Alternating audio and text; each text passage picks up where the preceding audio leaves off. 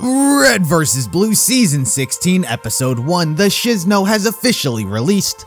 So let me break it down for you. I'm gonna skip this intro narration bit for now with Muckins, or Mug as he's also called. I'll come back to that later because it's interesting. Let's start with the Reds and the Blues. I don't know why I'm starting here, there's actually not much to say. After stopping the Blues and Reds and saving the world from death, they have all earned a bit of R&R. All they want to do now is go get some pizza. Go on a bit of a pizza quest. That's about 100% of what the Reds and Blues talk about this episode is where they're going to eat. It's like a good old-fashioned RT podcast. The chorus crew, however, are not going to tag along as there are some very interesting things happening on chorus. So they're out until the plot comes back around to that thing, as is Carolina. She as well wishes to tag along back to chorus as her and Wash have some unfinished business. Also, she needs to make sure he doesn't die. So Carolina is out as well. Sister, however, is in, and that's really the only thing we need. However, before they head out, they need to check on Donut as he's yet again missing.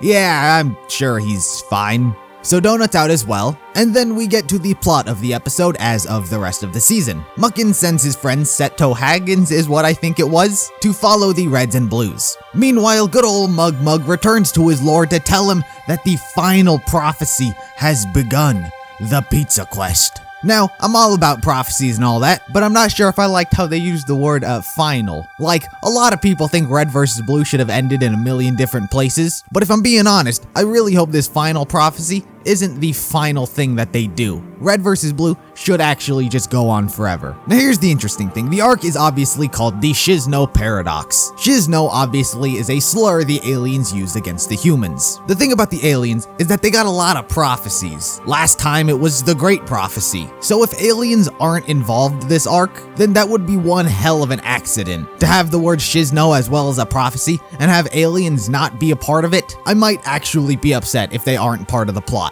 The only thing they're actually missing to have really hammered aliens in was instead of calling it the Pizza Quest, instead just have it be called the Great Pizza Quest. That's like the one thing they were missing. Last time it was all about the Great Prophecy with the Great Hero warning about the Great Destroyer bringing their great doom. However, that prophecy was all just one big lie. Gamma and Wyoming tricked the aliens into trying to get them to kill themselves pretty much. However, in that last prophecy, Tucker's kid was supposed to become the Great Warrior and bring an end to the aliens as well as the Great War. The Great War has since subsided, so Junior doesn't really need to be the most relevant, but honestly, if they do try to tie in the Great Prophecy from the Blood Gulch Chronicles into this, then I'm down. The aliens don't seem like the hardest beings to manipulate, honestly. Gamma and Wyoming tricked them with a story. Epsilon took advantage of them when he was a ball. They've got a lot of weird beliefs and a lot of weird stories that predict the future. Unless the story is just one big lie. So, already one episode in, hardly any story, hardly any information, and I'm trying to figure out who shall be the hero. Candidates, Donut, obviously. He's warping in and out of existence, and I don't understand what's happening to him. So he can save the day. Number 2, Caboose. He's the Great Destroyer who shall bring an end to everyone, as once foretold.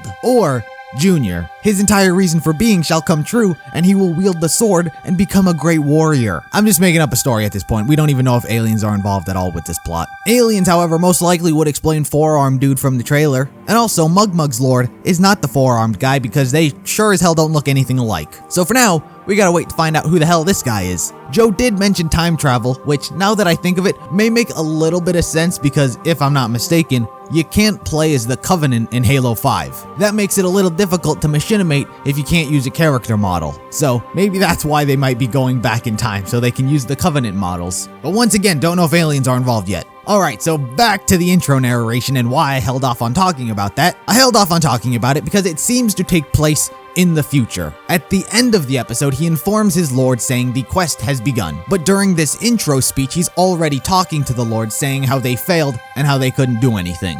We watched in horror, my lord, unable to prevent the calamity that followed.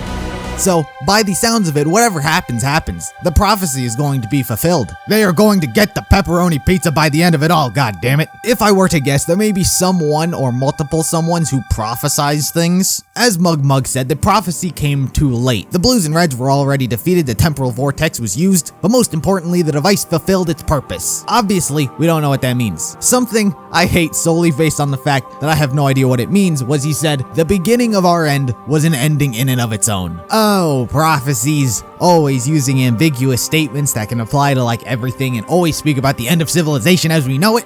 Aren't prophecies great? I also saw a lot of people, especially in the trailer, don't know about this episode just yet, saying, talk about Georgia, this guy's Georgia. Listen, some of y'all gotta chill out. I know that I made a video talking about Georgia's continued existence, but in no way, shape, or form was it a, we're gonna see Georgia in season 16. That whole Georgia's existence and having the Alpha's greed technically existed for the past 6 years when season 10 was still new. Don't ever expect that we're gonna see Georgia again. This guy is also British, so I don't know why people think this continues to be Georgia. Sometimes you just gotta let go. Accept the fact that you'll never see him again. It makes for great what ifs and what's happening elsewhere in the universe, but don't hang your hopes on a character whose entire existence is about a joke where no one knows what happened to him. You just gotta let it go. It's okay. It's okay. There wasn't a lot of plot this episode. However, there was a lot of speculation by me and where it may potentially go. I do honestly hope that for most of this season, we stay with only the Reds and the Blues. Not that we don't see what's happening with like Carolina and stuff, but in terms of that group, I would like them to stay